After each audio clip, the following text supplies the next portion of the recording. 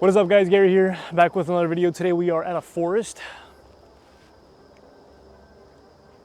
The reason we're at a forest and not in our studio today, brought my mask, was because it's been getting really tense and tiring to be at home. So I figured I'd go to a place where there are no people and film a video. All right, so let's get into this video today. If you feel like the audio quality is a little bit different, I am using the Rode Wireless Go and I am filming on the Nikon D780 with a Sigma 2470 lens. Also, I have a filter on, and if you'd like to know what kind of filter I'm using, you could actually check it down in the description.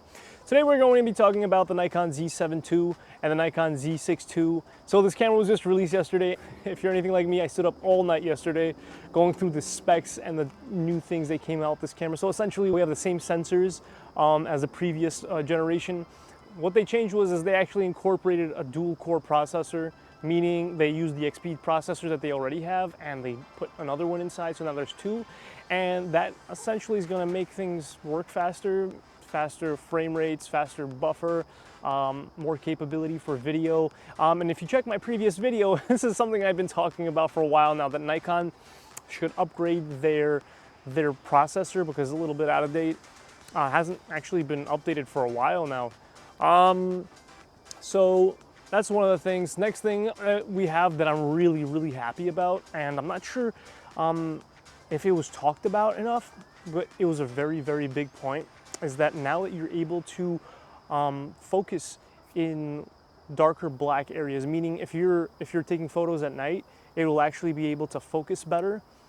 The metering range has improved, and that is very important for photographers or videographers trying to shoot at night or in dark situations.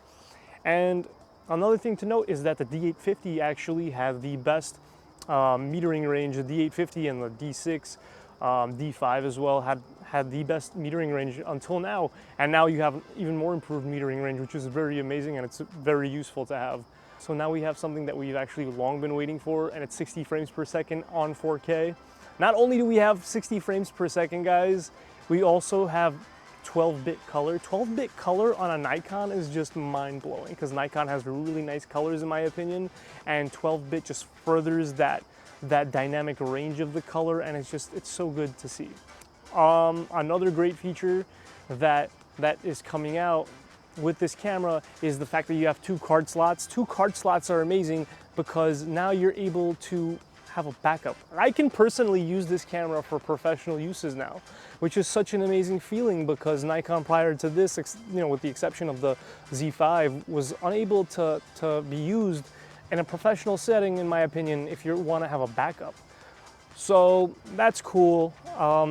That's very nice. You get better buffer. So now I don't know if you guys know, but buffer on a mirrorless camera is very important because when you take a picture, it would take like a second or two to be able to process that picture and show it onto your screen, and that is time consuming, especially if you're on the job. We have faster blackout time. Blackout time on a mirrorless camera is also very important because since it doesn't have an optical viewfinder, you can't see things live. You see things basically through a monitor. And since you see things through a monitor, you're actually supposed to have as close as possible to real time, because if you don't, you could end up missing a moment. And as we all know, moments happen in split seconds. And if you're not able to see something because the monitor is black, because it hasn't yet processed an image, you're going to miss a shot, and that's terrible. That's a terrible feeling. So next up we have something that has actually been,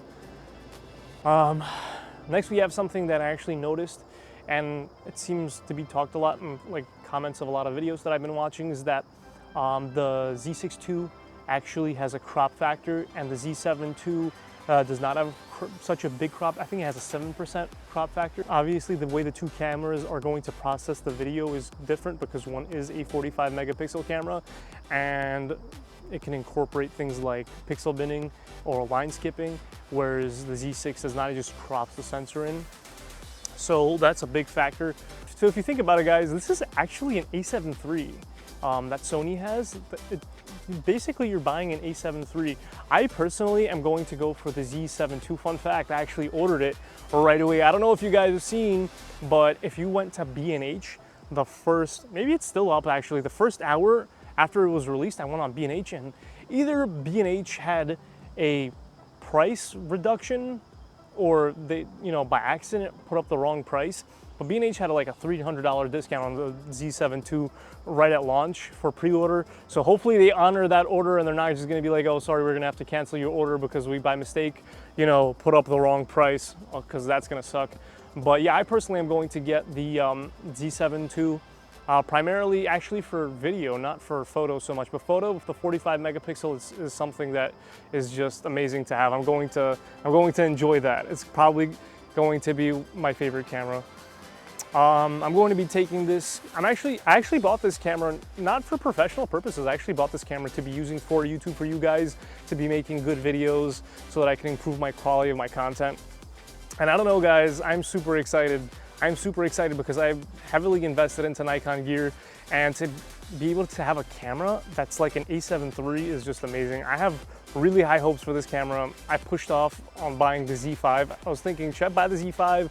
The value was great, but it was just not up to par with the standards. I'd rather spend an extra $1,000 and get 4K to be able to record log and all of these things that I didn't feel like the Z5 had. But guys, the Z6 II, the Z7 II, if you're buying one, you should be excited because this is gonna open a lot of doors for videos and for professionals to be able to take photos professionally.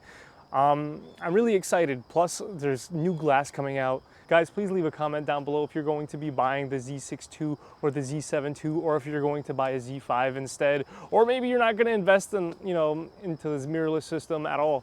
Let me know in the comments below. Also, if you like my videos, guys, please feel free to subscribe, hit the notification icon to be notified every single time I upload a video. Thank you so much. This is Gary signing out. Peace.